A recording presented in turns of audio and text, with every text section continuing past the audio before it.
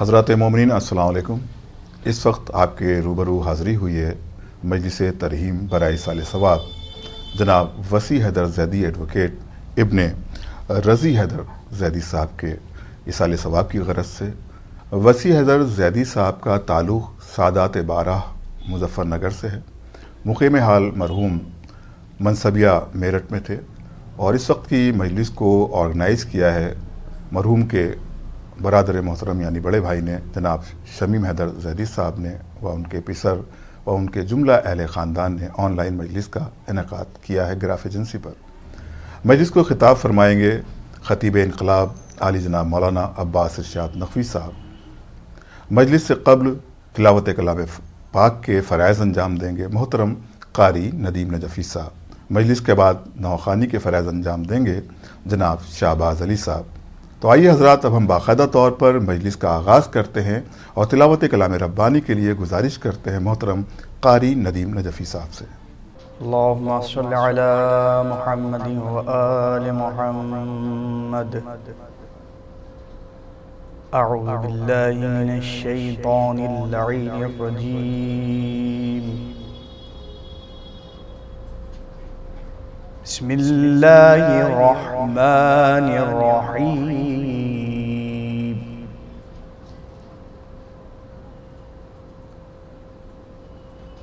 الرحمن علم القرآن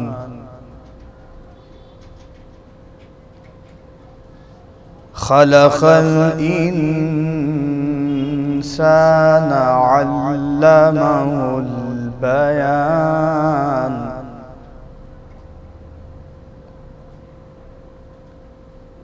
الشمس والقمر بحسبان والنجم والشجر يسجدان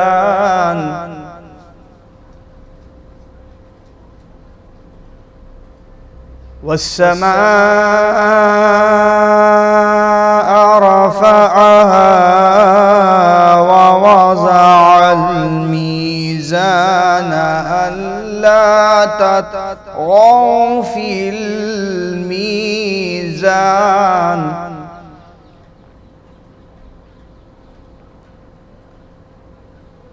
وأقيموا الوزن بالقسط ولا تخسروا الميزان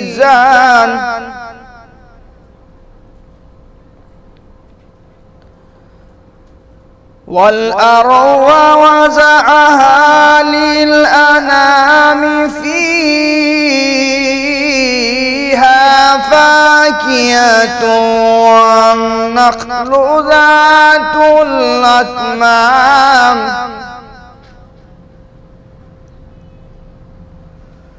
والحب ذو العصف والريحان فبأي آلاء ربكما تكذبان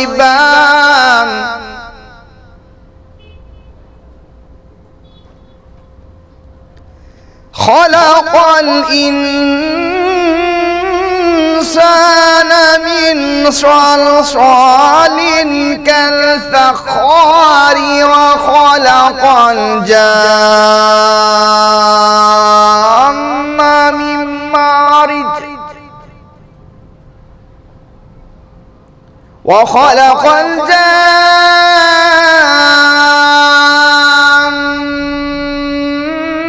من مارج من نار فبأي آلاء ربكما تكذبان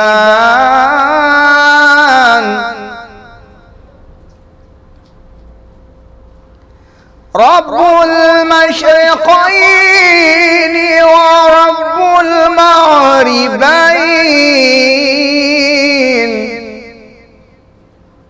فبأي آلاء ربكما تكذبان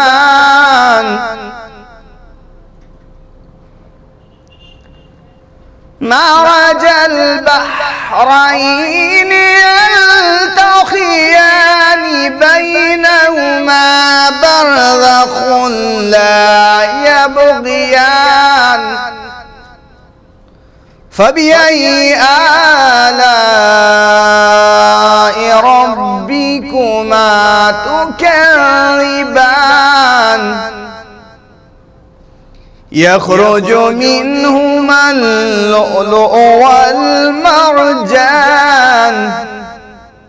فبأي آلاء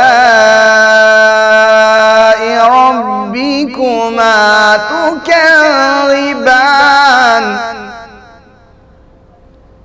وله الجوار المنشآت في البحر كالأعلام فبأي آلاء ربكما تكذبان لا بشيء من آلائك ربنا نكذب صدق الله العلي العظيم وصدق رسوله النبي الكريم وصدق مولانا أمير المؤمنين علي بن أبي طالب اللهم صل على محمد وآل محمد. جزاکاللہ محترم قاری ندیم نجفی صاحب، آپ نے بہترین انداز میں تلاوت کلام ربانی سے باقاعدہ طور پر مجلس کا آغاز کر دیا. یقیناً یہ تلاوت کلام ربانی مرحوم کے لیے بہترین ایصال ثواب کا سبب بنے گی اور ان کے متعلقین کے لیے تسکین قلب کا سبب بنے گی. اور اب ہم گزارش کرتے ہیں خطیب انقلاب عالی جناب مولانا عباس ارشاد نقوی صاحب سے کہ وہ تشریف لائیں اور مجلس کو خطاب فرمائیں. مومنین آپ سے گزارش ہے کہ نعرہ صلوات سے آپ مولانا عباس ارشاد نقوی صاحب کا استقبال فرمائیں. حضرات، گزارش ہے کہ ایک مرتبہ سورہ الحمد 3 بار سورہ اخلاص کی تلاوت فرما کر سید وسیع حیدر صاحب زیدی ابن سید رضی حیدر صاحب زیدی مرحوم کی روح کو ایصال ثواب کرتے ہیں. اعوذ باللہ من الشیطان الرجیم. بسم اللہ الرحمن الرحیم.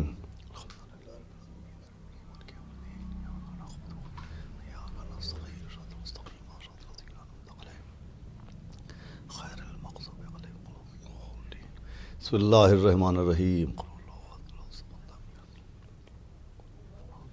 بسم اللہ الرحمن الرحیم. بسم اللہ الرحمن الرحیم.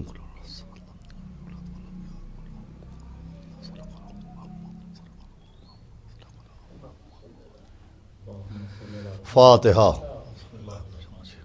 بسم اللہ الرحمن الرحیم.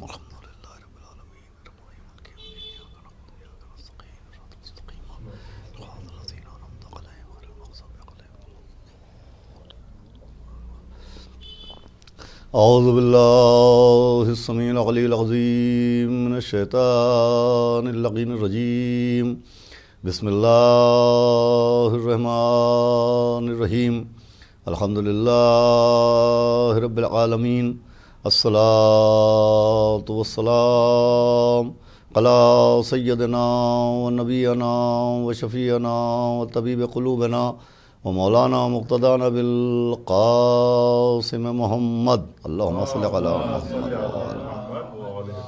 وآلہ الطیبین الطاہرین المعصومین ولعنۃ اللہ علی اعدائہم اجمعین من یومنا ھذا الی یوم الدین.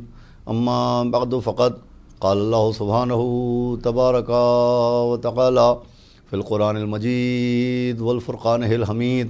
بسم اللہ الرحمن الرحیم. کل نفس ذائقۃ الموت. ایک صلوات پڑھ دیں محمد. حضرات گرامی، یہ مجلس ایک محب اہل بیت، ایک مخلص، ایک منکسر مزاج مرد مومن جناب وسیع حیدر صاحب مرحوم کے ایصال ثواب کی مجلس ہے، جو ان کے برادران اور اہل خاندان کی جانب سے گراف ایجنسی کے ذریعے آن لائن نشر کی جا رہی ہے. اس مجلس کی مناسبت سے میں نے آپ کے سامنے قرآن مجید کی جس آیت کے مشہور فقرے کو تلاوت کیا، اس آیت میں خداوند عالم نے تمام اذہان انسانی کو حقیقت حیات انسانی کی جانب متوجہ فرمایا اور اعلان ہوا کہ ہر نفس کو موت کا مزہ اور ہر نفس کو موت کا ذائقہ چکھنا ہے۔ دیکھیے، دنیا میں بہت سی حقیقتیں ہیں، مگر سب سے اہم حقیقت موت ہے۔ بہت سی باتیں، بہت سی حقیقتیں، بہت سے عقائد، بہت سے مسلمات ایسے ہیں کہ جن کا انکار کرنے والے آپ کو دنیا میں مل جائیں گے، لیکن موت ایک ایسی حقیقت ہے کہ جو اللہ کو مانے یا نہ مانے، نبی کو مانے یا نہ مانے، امام کو مانے یا نہ مانے، قیامت کو مانے یا نہ مانے، جہنم یا جنت کو مانے یا نہ مانے، قبر کے سوال و جواب کو مانے یا نہ مانے، وہ شخص بھی موت کو ضرور مانتا ہے۔ اور پوری دنیا میں کوئی شخص موت کا منکر نہیں ہے۔ ایک آدمی، چاہے وہ مذہب کا ماننے والا ہو یا مذہب کا ماننے والا نہ ہو، آپ کو ایسا نہ ملے گا جو موت کا انکار کرتا نظر آئے۔ موت ایک ایسی حقیقت ہے کہ جو مذہب کے دائرے کے باہر بھی تسلیم کی جاتی ہے۔ عزیزان گرامی، اس بات کو عرض کرنے کا مقصد یہ ہے کہ موت وہ حقیقت ہے کہ جس کا کوئی انکار نہیں کرتا، لیکن اس کے باوجود اس حقیقت کی جانب سب سے زیادہ متوجہ کیا گیا، اور قرآن کی آیتوں سے لے کے احادیث معصومین تک مسلسل موت کا ذکر کیا جا رہا ہے اور موت کو یاد رکھنے کا حکم دیا جا رہا ہے۔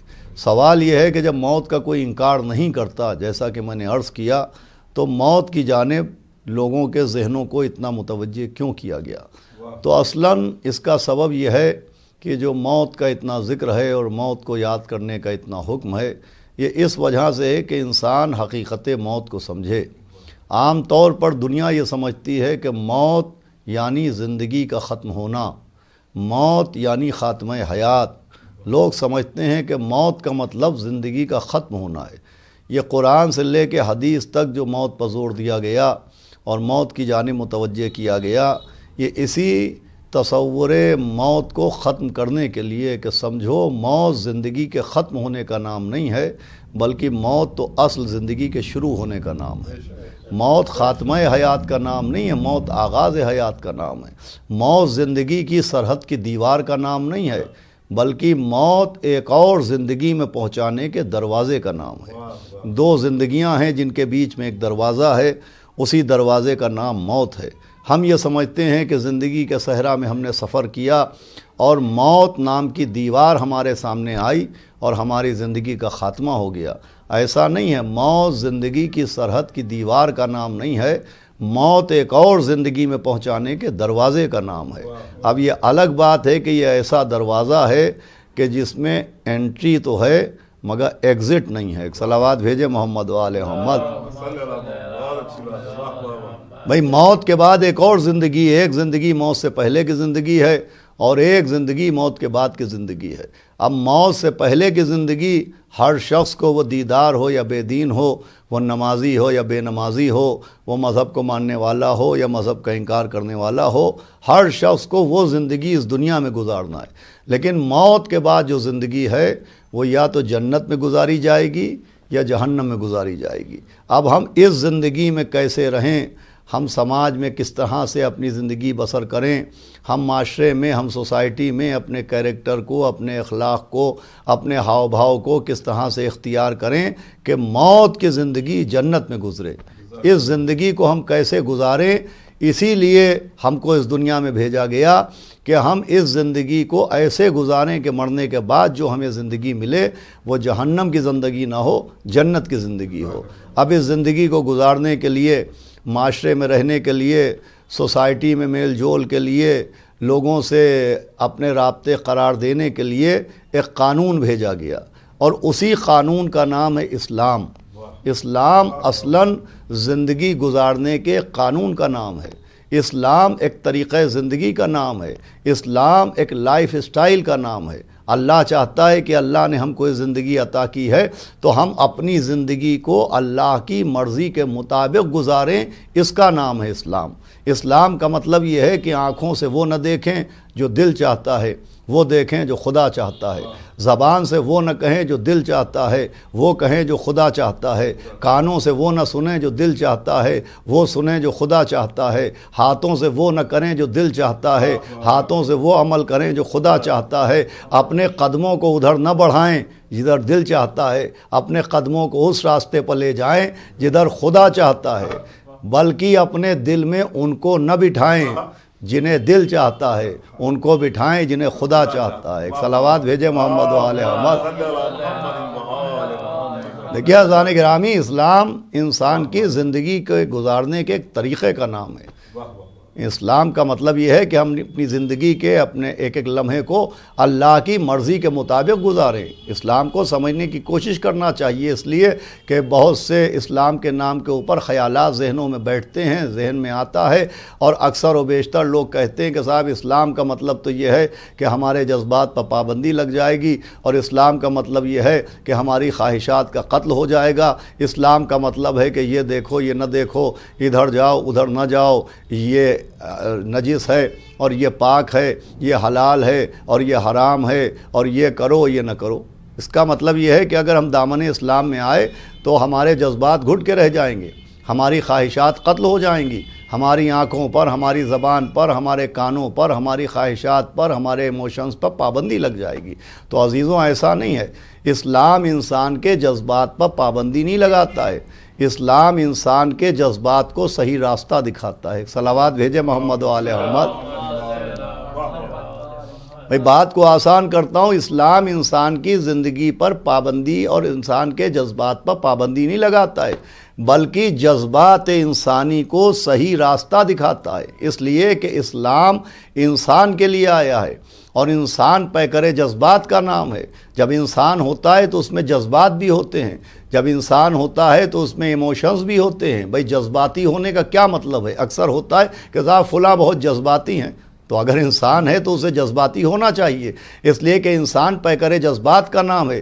جب انسان ہوگا تو اس میں جذبے بھی ہوں گے، جب انسان ہوگا تو جذبہ محبت بھی ہوگا، جب انسان ہوگا تو جذبہ نفرت بھی ہوگا، جب انسان ہوگا تو جذبہ عشق بھی ہوگا، جب انسان ہوگا تو جذبہ بغض بھی ہوگا، جب انسان ہوگا تو جذبہ اطاعت بھی ہوگا، جب انسان ہوگا تو جذبہ بغاوت بھی ہوگا۔ اب اسلام یہ نہیں کہتا کہ تم محبت نہ کرو، اسلام یہ بھی نہیں کہتا کہ تم نفرت نہ کرو، اسلام یہ بھی نہیں کہتا کہ تم اطاعت نہ کرو، اسلام یہ بھی نہیں کہتا کہ تم بغاوت نہ کرو، اس لیے کہ انسان پیکر جذبات کا نام ہے۔ جب انسان ہوگا تو اس میں جذبہ محبت ہوگا۔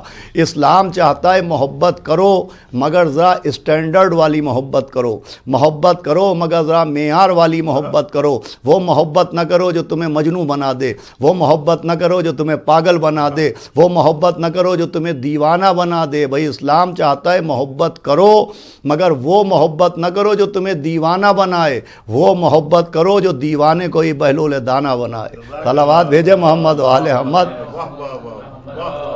دیکھیں اسلام چاہتا ہے کہ یہ محبت کا جذبہ صحیح راستے پائے، یہ محبت کا مسافر اپنی منزل تک پہنچ جائے۔ اسلام محبت کے جذبے کا گلا نہیں گھونٹتا ہے، اسلام چاہتا ہے محبت کرو مگر وہ محبت نہیں کہ میر تقی میر نے کہا کہ یوں پکارے ہیں مجھے کوچے جانا والے، ادھر آبے ابے ہو چاک گرے باں والے۔ اسلام اس محبت کی اجازت نہیں دیتا، اسلام چاہتا ہے کہ وہ محبت نہ کرو کہ میر تقی میر کتنا کہنا پڑے کہ یوں پکارے ہیں مجھے کوچے جانا والے، ادھر آبے ابے ہو چاک گرے باں والے۔ اسلام چاہتا ہے محبت کرو تو ایسی کرو کہ گلی گلی سے آواز آئے کہ حیدری یم قلندرم مستم بندہ مرتضیٰ علی ہستم پیشوائے تمام رندانم کے سگے کوئے شیر یزدانم۔ بھائی محبت کرنا ہے تو ایسی کرو کہ مولانا روم کتنا کہنا پڑے کہ من علی را دوست دارم خلق گویت رافضی پس خدا و مصطفیٰ جبریل باشت رافضی۔ دیکھیں مولانا روم کوئی شیعہ اثنا عشری نہیں تھے،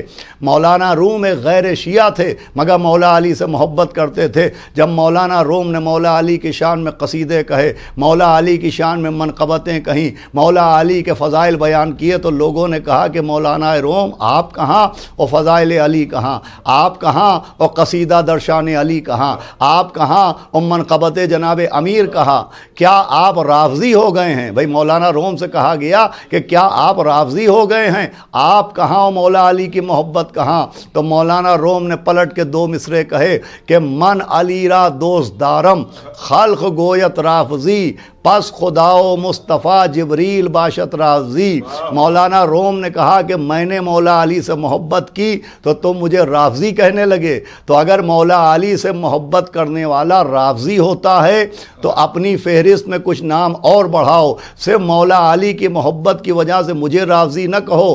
خدا بھی علی سے محبت کرتا ہے، نبی بھی علی سے محبت کرتے ہیں، جبریل بھی علی سے محبت کرتا ہے. دم ہے تو خدا کو بھی رافضی کہو، نبی کو بھی رافضی کہو، جبریل کو بھی رافضی کہو. صلوات پڑھے محمد و آل محمد. بھائی من علی را دوست دارم خلق گویت رافضی پس خدا و مصطفیٰ جبریل باشت رافضی. بھائی محبت کرنا ہے، اسلام چاہتا ہے جذبہ محبت کو منزل تکمیل تک پہنچاؤ. محبت کرنا ہے تو ایسی محبت نہ کرو کہ پچھتانا پڑے، ایسی محبت نہ کرو کہ شرمانا پڑے، ایسی محبت نہ کرو کہ شرم کے مارے سر جھکانا پڑے. اسلام چاہتا ہے محبت کرنا ہے تو ان سے کرو کہ جو دبانے سے دبتے نہیں ہیں، جو چھپانے سے چھپتے نہیں ہیں، جو مٹانے سے مٹتے نہیں ہیں. بھئی یہ 2 جملے چاہے جیسے سنیے گا. اسلام چاہتا ہے محبت کرنا ہے تو ان سے کرو کہ جو دفن ہو جاتے ہیں مگر دبتے نہیں ہیں، قتل ہو جاتے ہیں مگر مرتے نہیں ہیں. صلوات بھیجے محمد و آل محمد.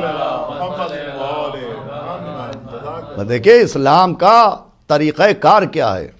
میں نے عرض کیا اسلام انسان کے ایموشنز پہ، جذبات پہ پابندی نہیں لگاتا. اسلام انسان کی زندگی کو صحرا نہیں بناتا ہے. اسلام چاہتا ہے کہ حیات انسانی دریا بن جائے، حیات انسانی عشق علی کا سمندر بن جائے. اسلام چاہتا ہے محبت کرو مگر منزل معراج پہ جا کے محبت کرو. پھر اس بات پہ آپ چونکیں گے. دیکھیں نفرت بھی ایک جذبہ ہے. محبت کے دوسرے رخ کا نام نفرت ہے. محبت کے ایک دوسرے رخ کا نام، ریئیکشن کا نام، رد عمل کا نام نفرت ہے. اسلام یہ بھی نہیں کہتا کہ نفرت نہ کرو. بھائی اسلام کہتا ہے یہ بھی جذبہ ہے، اسے بھی منزل تک پہنچاؤ. مگر محبت کرنا ہے تو ان سے کرو کہ جن پر صلوات پڑھنا بھی عبادت بن جائے. اور نفرت کرنا ہے تو اپنے عزیزوں سے نفرت نہ کرو، پڑوسیوں سے نفرت نہ کرو، اپنے اہل ملک سے نفرت نہ کرو، اپنے قرابت داروں سے نفرت نہ کرو. بھئی محبت کرنا ہے تو ان سے کرو جن پر صلوات پڑھنا بھی عبادت کہلائے، اور نفرت کرنا ہے تو ان سے کرو جن پر لعنت بھیجنا بھی ذریعہ نجات بن جائے. صلوات بھیجے محمد و آل محمد. بھئی اسلام چاہتا ہے محبت کا جذبہ بھی منزل تکمیل تک پہنچے اور نفرت کا جذبہ بھی منزل تکمیل تک پہنچے. نہ محبت کا مسافر آوارہ ہونے پائے، نہ نفرت کا مسافر دربدر ہونے پائے. اسلام چاہتا ہے محبت کے مسافر کو بھی اس کی منزل تک پہنچا دو اور نفرت کے مسافر کو بھی اس کی منزل تک پہنچا دو. بھائی اتنا کرو کہ محبت کے مسافر کو غدیر تک پہنچا دو اور نفرت کے مسافر کو سقیفہ دکھا دو. صلوات بھیجے محمد و آل محمد. یہ مقصد ہے اسلام کا. عزیزان گرامی، اسلام جذبہ محبت پر پابندی نہیں لگاتا. اسلام چاہتا ہے کہ جذبہ محبت کو منزل معراج تک پہنچاؤ. اسی لیے آل محمد علیہ السلام کی محبت کا حکم دیا گیا. بھئی جو اہل بیت اطہار کی مودت واجب کی گئی، یہ جو ان کی مودت کو اجر رسالت قرار دیا گیا، یہ اسی لیے ہے کہ اگر محبت کرنا ہے تو اہل بیت اطہار سے محبت کرو، خاندان رسول سے محبت کرو. محبت اہل بیت کا حکم اسی لیے دیا گیا. اچھا دیکھیں بے سبب نہیں دیا گیا. محبت کے اسباب ہوتے ہیں، محبت کی وجوہات ہوتی ہیں، محبت کے ریزنز ہوتے ہیں. کبھی بے سبب محبت نہیں ہوتی، کوئی نہ کوئی محبت کی وجہ ہوتی ہے. ہماری قوم علماء سے محبت کرتی ہے علم کی وجہ سے، خطبہ سے محبت کرتی ہے خطابت کی وجہ سے، صاحبان قوت سے محبت کرتی ہے قوت کی وجہ سے، شعراء سے محبت کرتی ہے سخن کی وجہ سے. تو محبت کا سبب بنتا ہے. ایک عالم سے محبت کا سبب اس کا علم ہے، ایک خطیب سے محبت کا سبب اس کی خطابت ہے، ایک طاقتور سے محبت کا سبب اس کی طاقت ہے. بھئی ان کا علم ایسا، محبت ہو گئی. ان کی خطابت ایسی، محبت ہو گئی. ان میں طاقت اتنی، محبت ہو گئی. ان کا سخن ایسا، محبت ہو گئی. بھئی محبت اسباب کی وجہ سے ہوتی ہے. توجہ سنیے گا. عالم کی محبت کا سبب علم ہے، خطیب کی محبت کا سبب خطابت ہے، طاقتور کی محبت کا سبب طاقت ہے. اب سمجھیے اہل بیت کی محبت کا حکم قرآن نے کیوں دیا ہے. اس لیے دیا ہے کہ محبت کے جتنے بھی اسباب ہیں سب آل محمد کے دامن میں موجود ہیں. توجہ فرمائیے گا بھائی، عالم سے محبت علم کی وجہ سے ہے، خطیب سے محبت خطابت کی وجہ سے ہے، طاقتور سے محبت اس کی طاقت کی وجہ سے ہے. میرا چیلنج ہے کہ دنیا کے جتنے علماء ہوں، جتنے خطباء ہوں، جتنے بھی صاحبان قوت و طاقت ہوں، ان کو ترازو کے ایک پلے میں رکھیے. بھائی دنیا کے تمام علماء کو، تمام خطباء کو، تمام طاقتوروں کو ترازو کے ایک پلے میں رکھیے، اور دوسرے پلے میں خاندان رسول کو رکھ دیجئے، دوسرے پلے میں خاندان اہل بیت کو رکھ دیجئے. صلوات پڑھے محمد و آل محمد. توجہ سنیے گا بھائی، ایک طرف تمام علماء ہوں، ایک طرف تمام خطباء ہوں، ایک طرف تمام صاحبان قوت و صلاحیت ہوں، اور ایک طرف خاندان ابو طالب ہو، خاندان رسول ہو. تو میرا چیلنج ہے کہ بڑے سے بڑے عالم، مقدس سے مقدس عالم کی زندگی کا مطالعہ کیجئے. تو بڑے سے بڑے عالم جب دنیا میں آئے تھے، پیدا ہوئے تھے، تو اس وقت وہ عالم نہیں تھے. بڑے سے بڑا خطیب جب پیدا ہوا تھا، اس وقت وہ خطیب نہیں تھا. بڑے سے بڑا طاقتور جب دنیا میں آیا تھا، اس وقت طاقتور نہیں تھا. علماء کی منزل یہ ہے کہ پہلے جہل تھا، پھر علم حاصل ہوا. خطیب پہلے گونگا تھا، پھر خطابت حاصل ہوئی. طاقتور پہلے کمزور تھا، پھر طاقت حاصل ہوئی. بھائی عالم کو کسی نے پڑھایا تو وہ پڑھے، کسی نے سکھایا تو وہ سیکھے. خطیب سے کسی نے بلوایا تو وہ بولا، طاقتور کو کسی نے انگلی پکڑ کے چلایا تو وہ چلا. تو علماء کی منزل یہ ہے کہ پہلے جہل تھا، پھر وہ عالم بنے.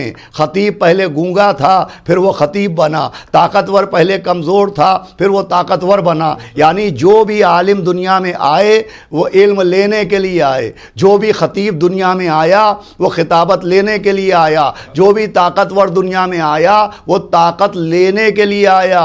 مگر سلام خاندان رسول کے اوپر کہ یہ دنیا میں علم لینے کے لیے نہیں آئے ہیں، اللہ کے یہاں سے علم لے کے آئے ہیں. آل محمد دنیا میں خطابت لینے کے لیے نہیں آئے ہیں، اللہ کے یہاں سے خطابت لے کے آئے ہیں، وہاں سے طاقت لے کے آئے ہیں. اگر یقین نہ آئے تو 13 رجب کو خانہ کعبہ کی کھڑکی میں جھانک کے دیکھ لیجئے.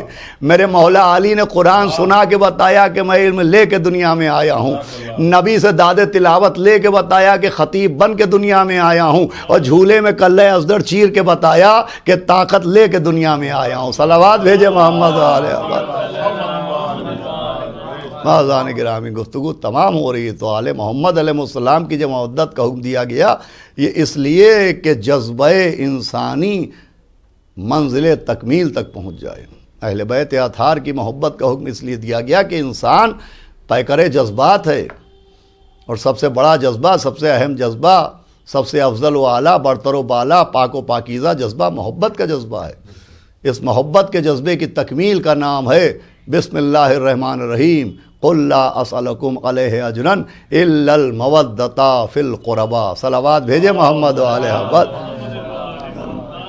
بھئی سب سے اہم جذبہ ہے، اسی لیے نبی نے بھی سوال کیا تو مال و منان کا سوال نہیں کیا، دینار و درہم کا سوال نہیں کیا. نبی نے کہا میں کوئی سوال نہیں کرتا سوائے اس کے کہ میرے اہل بیت سے مودت کرو، میرے قرابت داروں سے مودت کرو. بھئی دیکھیں لفظ سوال کے ذریعے، قل لا اسألکم، میں کوئی سوال ہی نہیں کرتا. نبی نے جو اہل بیت کی محبت مانگی ہے تو لفظ سوال کے ذریعے. اب جن گھروں میں تہذیب ہوتی ہے، جن گھروں میں تمدن ہوتا ہے، جن گھروں میں سویلائزیشن ہوتا ہے، جن گھروں میں تعلیم و تربیت کا بول بالا ہوتا ہے، وہ افراد اس بات کی گواہی دیں گے کہ سوال ایک ہوتا ہے، مگر جیسے جیسے کیفیت بدلتی ہے ویسے ویسے سوال کی اہمیت بدلتی ہے. صلوات پڑھے تو میں عرض کروں آپ کی خدمت. بھائی غور سے سنیے گا یہ بات.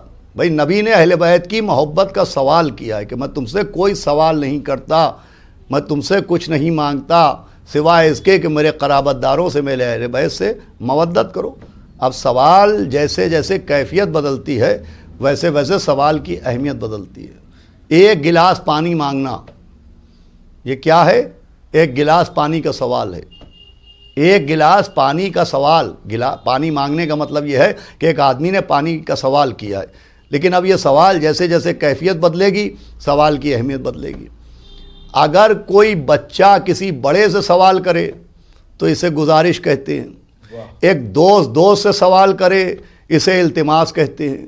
لیکن اگر باپ بیٹے سے سوال کرے اعلیٰ ادنا سے سوال کرے، بالا کمتر سے سوال کرے، تو یہ سوال گزارش نہیں کہلاتا ہے، یہ التماس نہیں کہلاتا ہے، یہ سوال حکم بن جاتا ہے۔ صلوات بھیجے محمد و آل محمد۔ بھائی دیکھیں، بیٹے نے باپ سے سوال کیا، اسے گزارش کہیں گے، دوست نے دوست سے سوال کیا، اسے التماس کہیں گے، لیکن اگر باپ نے بیٹے سے پانی کا سوال کر لیا تو اسے حکم کہیں گے۔ اب سمجھیے آیت کے لفظ کی حکمت، کہا میں تم سے کوئی سوال نہیں کرتا، یہ اہل بیت کی مودت نبی کا سوال ہے۔ اب سوال یہ ہے کہ سوال کی اہمیت کیا ہے، تو جو فرما رہے ہیں آپ بھائی، اب سوال یہ ہے کہ سوال کی اہمیت کیا ہے، اسے گزارش کہا جائے، اسے التماس کہا جائے، یا حکم کے دائرے میں رکھا جائے۔ تو اگر معاذ اللہ نبی چھوٹے ہوں، امت بڑی ہے، تو اہل بیت کی مودت گزارش کہلائے گی، اور اگر نبی و امت برابر ہیں تو اہل بیت کی مودت کو التماس کہا جائے گا۔ لیکن اگر نبی نور ہیں، امت خاک ہے، نبی اعلیٰ ہیں، امت ادنا ہے، نبی برتر ہیں، امت کمتر ہے، تو یہ اہل بیت کی محبت کا سوال نبی کی گزارش نہیں ہے، یہ نبی کا حکم ہے۔ صلوات بھیجے محمد و آل محمد۔ بھائی جیسے نماز نبی کا حکم ہے، روزہ نبی کا حکم ہے، حج و زکوٰۃ نبی کا حکم ہے، اطاعت والدین نبی کا حکم ہے، ویسے اہل بیت کی محبت و اہل بیت کی مودت بھی نبی کا حکم ہے۔ یہ حکم ہے قرآن کا، یہ حکم ہے نبی کا، یہ حکم ہے خدا کا۔ اور پھر عزیزو، اس مودت کا ایک فیض یہ بھی ہے، اللہ مرحوم وسیع حیدر صاحب کے درجات کو بلند کرے، ان کے بھائیوں کی جانب سے مجلس منعقد کی گئی ہے، اللہ ان کو صبر دے، ان کے بیٹے کو، ان کی بیٹیوں کو، ان کے تمام اہل خاندان کی توفیقات میں اضافہ کرے۔ دیکھیں، اس محبت کا ایک فیض یہ بھی ہے کہ اس محبت سے محب کو فائدہ ہے، محبوب کو فائدہ نہیں ہے۔ بھائی جیسے اللہ کی عبادت سے عبادت کرنے والے کو فائدہ ہے، اللہ کو فائدہ نہیں ہے، نبی کی اطاعت سے اطاعت کرنے والے کا فائدہ ہے، نبی کا فائدہ نہیں ہے، ویسے ہی اہل بیت کی مودت سے مودت کرنے والے کو فائدہ ملتا ہے، اہل بیت کو فائدہ نہیں ہے۔ بھائی جیسے کوئی عبادت کرے نہ کرے، اللہ معبود رہے گا، کوئی اطاعت کرے نہ کرے، نبی نبی رہیں گے، کوئی تلاوت کرے نہ کرے، قرآن قرآن رہے گا، ویسے ہی کوئی اہل بیت سے محبت کرے نہ کرے، اہل بیت معصوم رہیں گے۔ ارے ساری دنیا اہل بیت سے مودت کرے تو کیا، اور کوئی نہ کرے تو کیا۔ صلوات بھیجے محمد و آل محمد۔ بھئی آپ کو کسی حدیث میں، کسی روایت میں، کسی آیت میں یہ نہیں ملے گا کہ اگر 2 لوگ اہل بیت کو چاہیں گے تو اہل بیت کا معاذ اللہ یہ مرتبہ، اور 100 لوگ اہل بیت کو چاہیں گے تو اہل بیت کا یہ رتبہ، اور 1000 لوگ اہل بیت کو چاہیں گے تو اہل بیت کا یہ مرتبہ۔ ارے اہل بیت کو کوئی چاہے نہ چاہے، اہل بیت کو کیا فائدہ ہے؟ فائدہ تو چاہنے والے کو ہے کہ من مات علی حب آل محمد ماتا شہیدا، من مات علی حب آل محمد ماتا طائبہ، من مات علی حب آل محمد ماتا مغفورا، کہ جو ان کی محبت میں مر جائے گا وہ توبہ کیا ہوا مرا، جو ان کی محبت میں مر جائے گا وہ بخشا ہوا مرا، جو محبت اہل بیت میں مر جائے گا وہ توبہ کیا ہوا، بخشا ہوا، شہید مرا۔ بس عزیزان گرامی، یہ موضوع اس لیے منتخب کیا کہ یہ مجلس ہمارے نہایت خلیق، ملنسار، منکسر المزاج مرد مومن جناب وسیع حیدر صاحب مرحوم کے اصال ثواب کی مجلس ہے، جو ان کے بھائیوں کی جانب سے منعقد کی گئی ہے۔ میری عزیز داری اور قرابت داری کی وجہ سے قربت تھی، نہایت با اخلاق شخصیت تھے، جب بھی ملاقات ہوتی تھی تو ان کی مزاجی اور بے تکلف گفتگو، دیکھیے جو ان کے دل میں ہوتا تھا وہی ان کی زبان پر ہوتا تھا، ان کا ظاہر و باطن ایک تھا، یہی مومن کی پہچان ہے، ان کا ظاہر و باطن ایک تھا، یہ ان کے مومن ہونے کی پہچان ہے۔ اور پھر کتنے ہی مہمان کیوں نہ آ جائیں، ہماری بہن ان کے گھر میں منسوب ہیں، ان کے بڑے بھائی جناب شمیم حیدر صاحب سے ہماری بڑی بہن منسوب ہیں، ہم نے آج 30 سال ہو رہے ہوں گے، بلکہ اس سے زیادہ ہو رہے ہوں گے، تب سے ان سے رابطہ رہا، کتنے ہی مہمان ان کے گھر پہ پہنچ جائیں تو مہمانوں کے آنے سے ان کو خوشی ہوتی تھی، یہ بھی ایمان کی علامت ہے۔ صلوات بھیجے محمد و آل محمد۔ مہمانوں کو مہمان نہ سمجھنا، اللہ کی رحمت سمجھنا، تو نہایت منکسر مزاج شخصیت تھے، اور اخلاق بڑی چیز ہوتی ہے۔ دیکھیے اخلاق، خود پیغمبر اسلام کو خلق عظیم پر فائز کیا گیا، زبان کی بہت اہمیت ہوتی ہے۔ زبان میں یہ بات کئی مجلسوں میں پڑھ چکا ہوں کہ زبان یوں گوشت کا ایک ٹکڑا ہے، زبان کے اندر ہڈی نہیں ہوتی ہے، مگر زبان وہ ہے کہ اسی کی وجہ سے ہڈی پسلیاں ٹوٹ جایا کرتی ہیں۔ صلوات بھیجے محمد و آل محمد۔ اسی لیے مولا کائنات نے فرمایا کہ زبان ایک درندہ ہے، اسے کھلا نہ چھوڑو، فرمایا ہر آدمی اپنی زبان کے نیچے دبا ہوا ہے، مولا نے فرمایا کہ بولو تاکہ پہچانے جاؤ۔ تو اس حیثیت سے بھی بہت با اخلاق شخصیت تھے ہمارے وسیع حیدر صاحب مرحوم، اللہ ان کے درجات کو بلند کرے، اور نہایت اپنے بھائیوں کے بھائی، اپنی بہنوں کے بھائی، اپنے عزیزوں کے عزیز تھے۔ یقیناً ابھی دنیا سے جانے کا کوئی سن تو نہ تھا، میں ان کی اولادوں کی خدمت میں، ان کی بیوہ کی خدمت میں، ان کے بھائیوں کی خدمت میں، ان کے اہل خاندان کی خدمت میں عرض کروں گا کہ یقیناً ابھی ظاہری طور پر یوں تو دیکھیں علم اللہ کو ہے، ایک قانون عام طور کے اوپر یہ ہوتا ہے کہ باپ پہلے دنیا میں آتا ہے اور بیٹا اس کے بعد دنیا میں آتا ہے، دادا پہلے دنیا میں آتا ہے، پوتا بعد میں آتا ہے۔ تو دنیا میں آنے کی ایک ترتیب ہے، لیکن دنیا سے جانے کی کوئی ترتیب نہیں ہے۔ اکثر وہ جو کم سن ہوتے ہیں وہ اپنے بڑوں سے پہلے دنیا سے چلے جاتے ہیں اور داغ مفارقت دیتے ہیں۔ میں ابھی محبت پہ عرض کر رہا تھا، محبت پہ گفتگو کر رہا تھا، دیکھیے اہل بیت کی محبت کا ایک فیضان یہ بھی ہے کہ اہل بیت کی محبت ہی کی وجہ سے یہ ایصال ثواب کی مجلس ہو رہی ہے۔ ان کے بھائی نے جو یہ مجلس منعقد کی ہے یہ اپنے بھائی کی محبت و اہل بیت کی محبت ہی میں منعقد کی ہے۔ اب اس محبت کا ایک فائدہ کیا ہے؟ یہ جہاں مرحوم کے درجات کو بلند کرے گی یہ مجلس، جہاں ان کو ثواب پہنچائے گی، ان کے ثواب میں اضافہ کرے گی، وہیں یہ مجلس اہل بیت کی محبت کی وجہ سے ہے۔ اور مجلس نہیں ہوتی، دکھے ہوئے دلوں کا مرہم ہوتی ہے۔ خطیب الایمان مولانا طاہر جے ولی صاحب اللہ مقامہ ایک بات پڑھتے تھے، اور وہ یہ پڑھتے تھے کہ جو ایصال ثواب کی مجلسیں ہیں اس میں جو فضائل و مصائب پڑھے جاتے ہیں یہ کیوں ہوتے ہیں؟ یہ اس لیے کہ ایصال ثواب کے ساتھ ساتھ یہ دکھے ہوئے دلوں کا مرہم بھی ہے کہ ایک شخص دنیا سے گیا، اب اس کی بیوہ کا دل دکھا ہے، اس کے یتیموں کا دل دکھا ہے، اس کے بھائیوں کا، اس کی بہنوں کا، اس کے رشتہ داروں کا دل دکھا ہوا ہے۔ تو یہی مجلس ان دکھے ہوئے دلوں کا مرہم بن جاتی ہے، نفسیاتی علاج بن جاتی ہے۔ کیسے؟ ایسے کہ دو چیزیں ہیں جو آدمی کے دماغ کے توازن کو بگاڑ دیتی ہیں، جو مینٹلی ڈسٹرب کر دیتی ہیں، جس میں ایک ہے کثرت مسرت کہ آدمی حد سے زیادہ خوش ہو جاتا ہے تو اس کے دماغ کا توازن بگڑ جاتا ہے، اور اگر آدمی حد سے زیادہ غمزدہ ہو جاتا ہے تو اس کے دماغ کا توازن بگڑ جاتا ہے۔ یہ اہل بیت کی محبت کی وجہ سے مجلس ہوتی ہے، اور مجلس دکھے ہوئے دلوں کا مرہم ہوتی ہے، اس لیے کہ اس میں جو فضائل و مصائب ہوتے ہیں ان کا ایک مقصد یہ بھی ہوتا ہے کہ کتنے ہی بلند کیوں نہ ہو جانا، اگر اہل بیت کی بلندی پر نظر رہے گی تو دماغ کا توازن باقی رہے گا، اور کتنے ہی غمزدہ کیوں نہ ہو جانا، اگر سیدہ بی بی کا لٹا ہوا گھر سامنے ہے تو ہر غم ہر مصیبت ہیج نظر آتی ہے۔ میتیں ہر گھر سے اٹھتی ہیں، لاشیں ہر گھر سے نکلتے ہیں، موت ہر گھر میں ہوتی ہے، لیکن عزیزوں اگر آپ اپنی میموری اپنے حافظے پر زور دیجئے تو آپ نے بہت سے جنازے دیکھے ہوں گے۔ میں نے ہی بہت سی میتیں دیکھیں، لیکن جتنی بھی میتیں دیکھیں آپ نے بھی غور کیا ہوگا اور ہم نے بھی غور کیا ہے کہ جب ایک بار جنازہ گھر سے نکل جاتا ہے تو دوبارہ وہ جنازہ گھر کے اندر واپس نہیں آتا ہے۔ آپ نے کبھی نہیں دیکھا ہوگا کہ جب ایک بار جنازہ گھر سے باہر نکل گیا تو وہ گھر میں واپس نہیں لایا جاتا۔ ہم اہل بیت کو اس لیے روتے ہیں کہ اہل بیت کے گھر میں ایک مصیبت یہ بھی نظر آئی کہ 28 صفر کو مولا حسن مجتبیٰ کا جنازہ گھر سے نکلا اور ایک ملونہ کے حکم کے اوپر تینوں کی بارش کی گئی اور امام حسن کا جنازہ واپس گھر میں لے آیا گیا۔ جناب عباس نے جنازے کو گھر کے آنگن میں رکھا اور تیزی سے دوڑتے ہوئے اپنے حجرے میں پہنچے، کچھ ڈھونڈ رہے تھے کہ پیچھے پیچھے ماں آ گئی، آواز دی عباس کیا ڈھونڈ رہے ہو میرے لال؟ کہا اماں میری تلوار کہاں رکھی ہے؟ کہا عباس جنازے میں تلواروں کا کیا کام ہے؟ کہا اماں غضب ہو گیا، سبط اکبر کے جنازے پر تیر چلائے جا رہے ہیں۔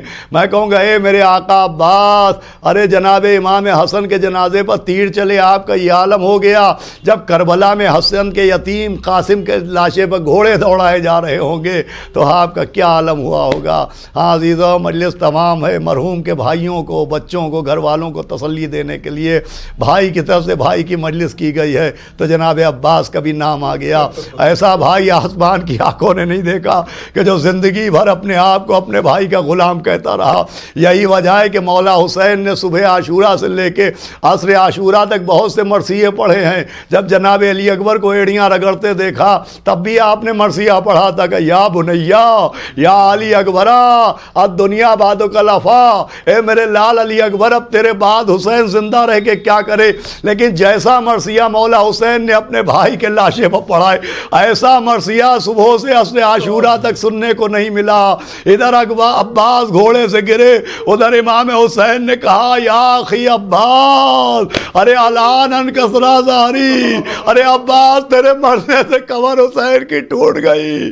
ٹوٹی ہوئی کمر پکڑے ہوئے اپنے بھائی کے لاشے کے پاس پہنچے۔ اب جو دیکھا تو ایک آنکھ میں تیر لگا ہے، ایک آنکھ میں خون بھرا ہوا ہے۔ آپ سوچئے جناب عباس کی کیا کیفیت ہوئی ہوگی۔ بھائی بچپن سے جناب عباس کی عادت تھی کہ ادھر مولا حسین آئے، ادھر جناب عباس اپنی جگہ سے بلند ہو جاتے تھے۔ ہم بھی یہی کرتے ہیں کہ ادھر مولا عباس کا علم آنے لگا، ہم کرسی پر بیٹھے ہیں، ہم علم کو دیکھ کے بلند ہو جاتے ہیں، ہم تابوت کو دیکھ کے بلند ہو جاتے ہیں۔ تو جناب عباس کبھی امام حسین کے سامنے لیٹنا تو دور کی بات ہے، کبھی جناب عباس بیٹھتے بھی نہیں تھے۔ آپ سوچئے وہ کیسی کیفیت ہوگی کہ پہلی مرتبہ حسین کھڑے ہوئے ہیں، عباس زمین پر لیٹے ہوئے ہیں۔ ارے اٹھنا تو چاہا ہوگا، لیکن اٹھے وہ جس کے ہاتھ موجود ہو، جس کے ہاتھ قلم ہو چکے ہیں، وہ کیسے اٹھے؟ امام حسین بھائی کے لاشے پر بیٹھ گئے، بھائی کا سر اپنے زانو پر رکھا، بالوں میں کنگھی کی، جناب عباس نے سر کو ہٹایا، پھر جناب عباس کے سر کو رکھا، پھر سر کو ہٹایا۔ کہا عباس کیا میرے زانو پر آرام نہیں مل رہا ہے؟ کہا آقا اس سے زیادہ آرام دہ جگہ کہاں ہوگی؟ کہا تو پھر بار بار سر کیوں ہٹا رہے ہو؟ کہا یہ سوچ کے سر ہٹا رہا ہوں کہ آج میرا سر آپ کے زانو پر ہے، ارے جب آپ شہید ہوں گے تو آپ کا سر کہاں ہوگا؟ آواز دی عباس فکر نہ کرو، ہماری اماں سے وعدہ ہو چکا ہے، ہمارا سر ہوگا، ہماری ماں کی گود ہوگی۔ عزیزوں مجلس تمام ہے۔ ایک مرتبہ جناب عباس نے کہا کہ آقا میں نے بچپن سے جب آنکھ کھولی تو آپ کی زیارت کی تھی، اس وقت دل چاہتا ہے کہ ایک مرتبہ آپ کی زیارت کر لوں۔ میری ایک آنکھ میں تیر ہے، ایک آنکھ میں خون ہے، آپ کا روح مبارک نظر نہیں آ رہا ہے۔ امام حسین نے ہوا کے دامن سے جناب عباس کی آنکھوں کا خون صاف کیا، جناب عباس نے بھائی کی زیارت کی۔ ایک مرتبہ امام حسین نے کہا عباس جو تمہاری خواہش تھی وہ ہم نے پوری کر دی، اب دنیا سے جاتے جاتے ہماری خواہش بھی پوری کر دو۔ کہا آقا کیا خواہش ہے؟ کہا تم نے بچپن سے کبھی ہمیں بھائی کہہ کے نہیں پکارا ہے، اے عباس ایک مرتبہ بھائی کہہ کے آواز دو۔ جناب عباس نے تھرتھراتے ہوئے ہونٹوں سے کہا بھیا خدا حافظ۔ امام نے بھائی کے گلے میں ہاتھ ڈالے، آواز دی الوداع الفراق لعنت اللہ علی القوم الظالمین سیعلم الذین ظلموا ایمن قلبی انقلبون۔ پالنے والے اس مجلس سے سرکار سید الشہداء کا ثواب ہمارے بھائی جناب وسیع حیدر صاحب زیدی ابن رضی حیدر صاحب زیدی کے روح کو پہنچے، ان کے بھائیوں کو، ان کے بچوں کو، ان کی بیوہ، ان کے اہل خاندان کو توفیق صبر عطا فرمانا۔ پالنے والے ان کے مرحوم کے وسیع حیدر صاحب کے درجات کو بلند کر، معصوم عالم کے صدقے میں معصومین کے جوار میں ان کو جگہ عنایت فرما۔ اور پھر سے ایک مرتبہ سورہ الحمد و سورہ اخلاص کی تلاوت کر کے جناب سید وسیع حیدر صاحب زیدی ایڈوکیٹ ابن سید رضی حیدر صاحب زیدی مرحوم کی روح کو اصال ثواب کر دیں۔ اللہم صل بسم اللہ الرحمن الرحیم الحمدللہ رب العالمین الرحمن الرحیم مالک یوم الدین ایاک نعبد و ایاک نستعین اهدنا الصراط المستقیم صراط الذین انعمت علیہم غیر المغضوب علیہم ولا الضالین اللہم صل علی محمد جزاک اللہ محترم عباس شاہ صاحب، آپ نے بہترین بیان محمد و آل محمد کے حوالے سے، محبت کے حوالے سے، مودت کے حوالے سے، اور بالخصوص مصائب سید الشہداء، مصائب غازی ابوالفضل عباس مومنین کے درمیان پیش کیے۔ یقیناً یہ ذکر محمد و آل محمد مرحوم وسیع حیدر زیدی صاحب ایڈوکیٹ کے لیے بہترین ایصال ثواب کا سبب بنے گا۔ آئیے حضرات اب ہم نوحہ خوانی کے لیے گزارش کرتے ہیں مشہور معروف نوحہ خوان ہر دل عزیز نوحہ خوان، میری مراد ہے جناب شہباز علی صاحب سے، کو تشریف لائیں اور نوحہ خوانی کے فرائض انجام دیں۔ رو کے بولے شہ ابرار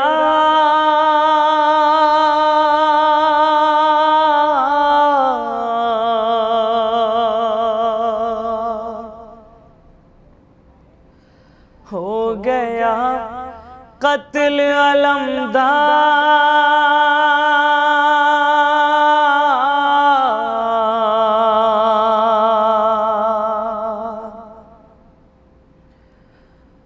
بھائی عباس تیرے غم میں کمر ٹوٹ گئی،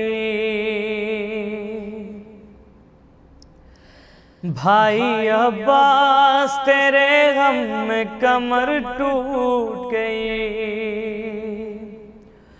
بوجھ ہے بھائی کا صدمہ یہ میرے سینے پر، خاک ہے اب خاک ہے اس جینے پر، بوجھ ہے بھائی کا صدمہ یہ میرے سینے پر، خاک ہے اب خاک ہے اس جینے پر، ایک ایک سانس ہے دشوار، ایک ایک سانس ہے دشوار، کمر ٹوٹ گئی، بھائی عباس تیرے غم میں کمر ٹوٹ گئی، قتل سقا ہوا خیمے میں نہ آیا پانی، ایک قطرہ بھی سکینہ نے نہ پایا پانی، قتل سقا ہوا خیمے میں نہ آیا پانی، ایک قطرہ بھی سکینہ نے نہ پایا پانی، ہو گئی تیروں کی بوچھار، ہو گئی تیروں کی بوچھار، کمر ٹوٹ گئی، بھائی عباس تیرے غم میں کمر ٹوٹ گئی، دھوپ سے ریت کے صحرا میں تپش بڑھتی ہے، ہر قدم پر میرے زخموں کی خلش بڑھتی ہے، دھوپ سے ریت کے صحرا میں تپش بڑھتی ہے، ہر قدم پر میرے زخموں کی خلش بڑھتی ہے، کوئی مونس نہ مددگار، کوئی مونس نہ مددگار، کمر ٹوٹ گئی،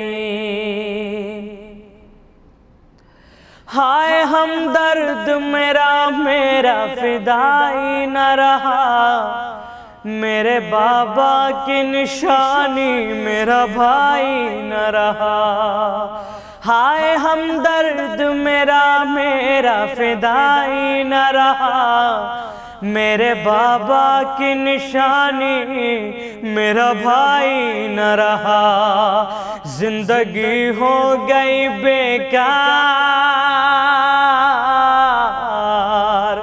زندگی ہو گئی بیکار، کمر ٹوٹ گئی، بھائی عباس تیرے غم میں کمر ٹوٹ گئی،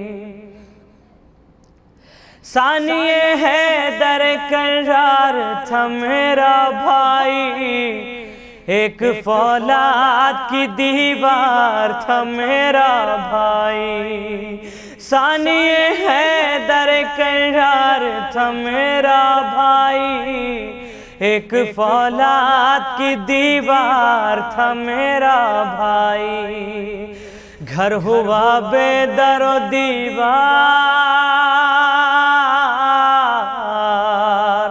گھر ہوا بے در و دیوار، کمر ٹوٹ گئی، بھائی عباس تیرے غم میں کمر ٹوٹ گئی، بھائی مارا گیا زینب کو بتاؤں کیسے، لے کے میں خالی علم خیمے میں جاؤں کیسے، بھائی مارا گیا زینب کو بتاؤں کیسے، لے کے میں خالی علم خیمے میں جاؤں کیسے، دو قدم چلنا ہے دشوار، دو قدم چلنا ہے دشوار، کمر ٹوٹ گئی، بھائی عباس تیرے غم میں کمر ٹوٹ گئی، ہائے بے چینیاں بڑھتی ہیں سکون سارا گیا، دوں خبر کیسے سکینہ کو چچا مارا گیا،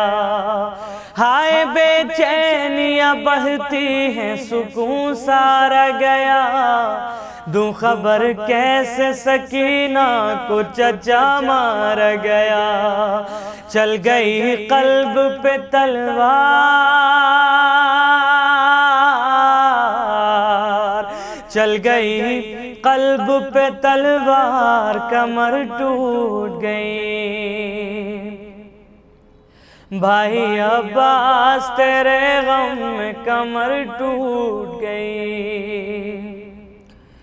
اپنے دامن میں کٹے ہاتھ سنبھالوں کیسے، دل پھٹا جاتا ہے جذبہ سنبھالوں کیسے، اپنے دامن میں کٹے ہاتھ سنبھالوں کیسے، دل پھٹا جاتا ہے جذبہ سنبھالوں کیسے، اب نہ لشکر نہ علمدار، اب نہ لشکر نہ علمدار، کمر ٹوٹ گئی، بھائی عباس تیرے غم میں کمر ٹوٹ گئی، لاش اکبر کی اٹھانا بھی ابھی باقی ہے، قبر اصغر کی بنانا بھی ابھی باقی ہے، لاش اکبر کی اٹھانا بھی ابھی باقی ہے، قبر اصغر کی بنانا بھی ابھی باقی ہے، المدد حیدر کرار، المدد حیدر کرار، کمر ٹوٹ گئی، بھائی عباس تیرے غم میں کمر ٹوٹ گئی،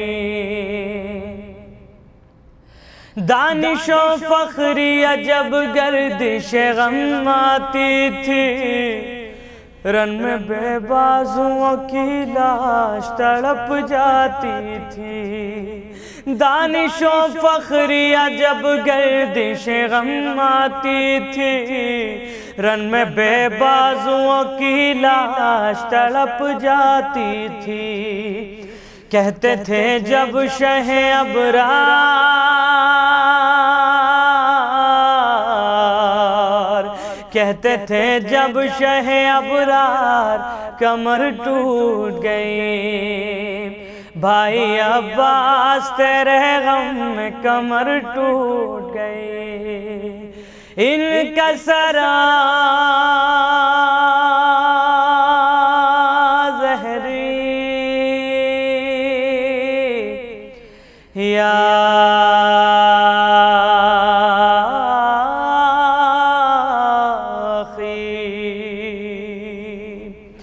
واقلتا ہے یلتی یا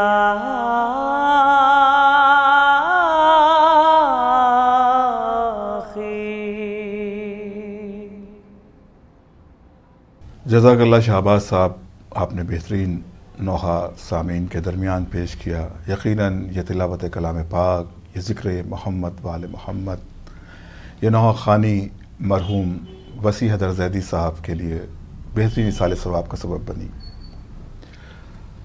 اور ان کے متعلقین بالخصوص مرحوم کے بڑے بھائی جناب شمیم حیدر زیدی صاحب کے لیے و ان کے متعلقین کے لیے تسکین قلب کا سبب بنی۔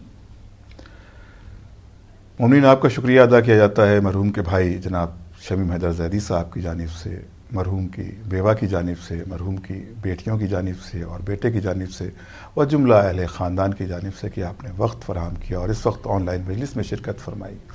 بالخصوص شکریہ ادا کیا جاتا ہے جناب قاری ندیم رفیع صاحب کا، مولانا عباس ارشاد نقوی صاحب کا، جناب شہباز علی صاحب کا جنہوں نے نوحہ خوانی کے فرائض انجام دیے۔